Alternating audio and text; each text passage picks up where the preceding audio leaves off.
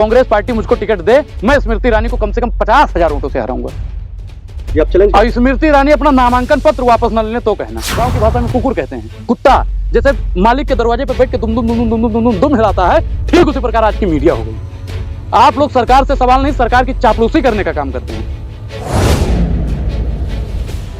जाकर के ऐसी भाषा बोल रहे हैं, ऐसी भाषण दे रहे हैं। तो पत्रकार का क्या काम होता है कि गलत चीज बोला जाए तो उसको दिखाया जाए। आप लोग काहे नहीं आप दिखाते? इस पर क्या राय रखते हैं? मेरी राय तो मैंने रख दी, आप अपनी राय रखिए। आप पत्रकार हैं, लोकतंत्र का चौथा स्तंभ कहा जाता है, लेकिन वो चौथा स्तंभ जैसे एक कुकुर होता है, गांव की भाषा में कुकुर कहते हैं, कुत्ता जैसे मालिक के दरवाजे पर बैठ के दुम दुम दुम दुम दुम दुम दुम दुम हिलाता है, ठीक उसी प्रकार आज की मीडिया हो गई।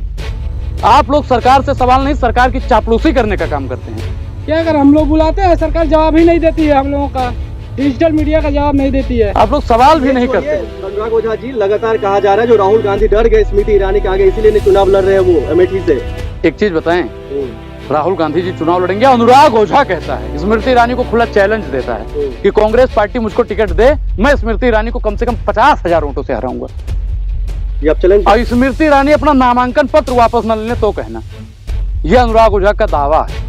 भारतीय जनता पार्टी तो कह रही है दूर दूर तक कांग्रेस दिखाई नहीं दे रही, वो सिर्फ दावों में ही है। दूर दूर तक स्मृति ईरानी भी नहीं दिखाई दे रही है, सिर्फ उनको मीडिया दिखा रहा है। इसमें मैं अभी अमेठी में, जल्दी में अमेठी भी था, आपने वीडियो भी शायद देखी होगी।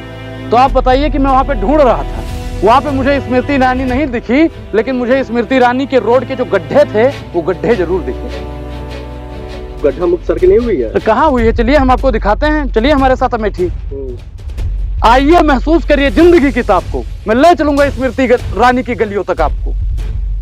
हमारे गोंडा से आदम साहब एक कवि हुए थे, उन्होंने लिखा था कि उनकी फाइलों में गांव का मौसम गुलाबी है, मगर ये आंकड़ा झूठा है, दावा भी किताबी है। सिर्फ भारतीय जनता पार्टी और भारतीय मीडिया ने सिर्फ चंगा दिखाने की कोशिश की है। वास्तविक में अगर आप देखेंगे, ग्राउंड रिपोर्टिंग करेंगे तो आपको ऐसा कुछ नहीं मिलेगा। कहते हैं जो भी चीजें हो रही है वो मोदी की बदौलत ही हो रही है। कैसे भाई? तो इस देश में महंगाई बढ़ रही है मोदी की बदौलत, मानते हैं ना आप? बेरोजगारी का जिम्मेदार मोदी की गारंटी थी ना भाई, न खाऊंगा न खाने दूंगा। मतलब न खाऊंगा न खाने दूंगा का मतलब ये था कि ना खुद चैन से बैठूंगा ना आपको चैन से बैठने दूंगा। गरीबों को हको अधिकार मारूंगा। अब मैडम आप बताइए कि थैला में 5 किलो राशन दे रहे हैं, लेकिन 5,000 की नौकरी सरकार नहीं दे पा रही है। कितने शर्म की बात है, आप सोचिएगा जरूर। और आप लोग घर पे चिंता भी बैठ कर किया करिए कि आप लोग बीजेपी का बटन दबा देने से देश का उद्धार होने वाला नहीं है। भगत सिंह ने एक लाइन बोली थी, भगत सिंह जी ने, कि जिस मिट्टी में हमारा जन्म हुआ है उस मिट्टी के लिए अगर मिट्टी में मिल जाना पड़े तो हम पीछे हटने वाले नहीं।